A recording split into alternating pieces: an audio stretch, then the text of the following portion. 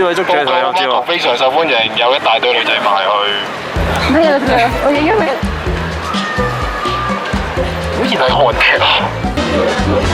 我包哇！美女圍好多 fans 喎，好似明星咁喎。佢電視開晒叉6成個鋪出嚟㗎。我最希望喺呢個節目得到嘅，可能係一場體驗啊！日常去識另一半或者識朋友，都係一啲好有規範嘅場景。即係如果假設我哋可以喺一個好唔典型嘅一個場合去認識一個對象，齋純粹用一個最原始嘅感覺去認識一個人，我覺得會係一件好神奇嘅事咯。